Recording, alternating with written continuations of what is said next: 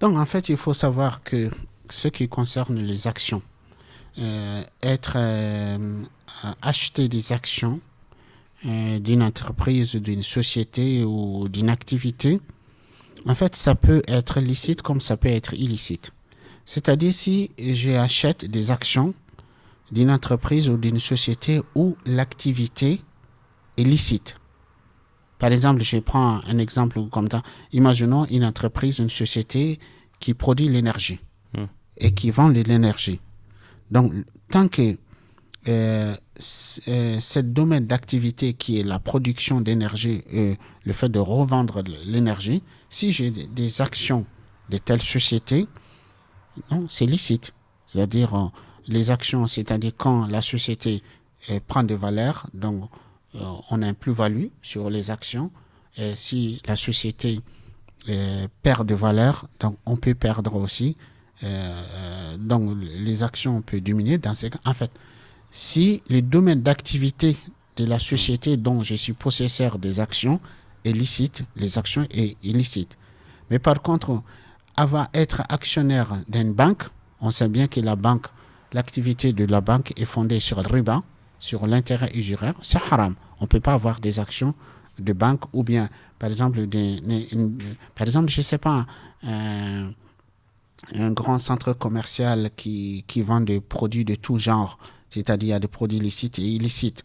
On ne peut pas acheter des actions de telle entreprise, de telle société, puisqu'il y a un mélange de ce qui est licite et ce qui est illicite. Donc, on ne peut pas. Donc, en fait, les actions n'est pas... tout n'est pas halal, tout n'est pas haram. En fait, ça dépend D'accord. des domaines d'activité de l'entreprise ou de la société dont je vais me procurer des actions. Mais quant à crypto-monnaie, en fait, n'est pas considéré comme une monnaie où on peut faire des échanges avec aujourd'hui. Pourquoi? Parce que, en fait, normalement, la monnaie est, est produite par un État, par un organisme connu qui est garant de cette monnaie, qui est garant de cette monnaie, et qui n'est pas le cas des crypto-monnaies. Et surtout, aujourd'hui, comme tu viens de dire, il y a spéculation avec ça.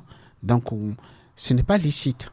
Hein. Ce n'est pas licite puisque ce n'est pas une monnaie réellement telle que, par exemple, je ne sais pas, l'euro, c'est une monnaie qui est produite par les États européens qui sont d'accord sur ça. Hmm. Je ne sais pas, livre turc, c'est l'État turc qui est derrière. Le dollar, c'est les États-Unis d'Amérique. Même si on sait bien aussi que même dans ce domaine, normalement, comme les monnaies, ils doivent avoir leur équivalent, un réserve en or qui chez les États qui les produisent. Même dans ce domaine aujourd'hui, il y a beaucoup Dérive. Ouais. et voilà, beaucoup de dérives donc, Hmm. dans ce domaine. Donc, les crypto-monnaies, du point de vue islamique, n'est pas considérée comme une monnaie qui est licite à avoir des transactions avec. D'accord. Mm. Ok, bon, Donc, bah. en fait, le problème aujourd'hui, comme tu disais au début, que beaucoup, ils font des choses, ils ne savent pas. Non, ce n'est pas ils ne savent pas. Parce qu'ils ne veulent pas savoir. Ils ne s'interrogent pas. Comme je disais au début de mon intervention, face à la tentation de l'argent, ils oublient Allah, ils oublient l'akhira, ils oublient l'enfer, ils oublient le paradis. Parce que le prophète sallallahu alayhi wa sallam nous dit Al-halal bayin, wal-haram bayin, wa baynahuma umur mushtabihat, la ya'lamuhunna kathirun min an-nas. فمن اتقى الشبهات فقد استبرأ لدينه وعرضه ومن وقع في الشبهات وقع في الحرام كالراعي يرعى حول الحمى يوشك أن يرتع فيه ألا وإن لكل ملك حمى ألا وإن حمى الله محارمه. Le prophète sallallahu alayhi wa sallam dit ce qui est licite c'est clair, ce qui est illicite aussi c'est clair, mais entre les deux, entre les licites et licites, il y a des choses qui sont ambiguës, qui ne sont pas claires. Il dit la plupart des gens ne le savent pas.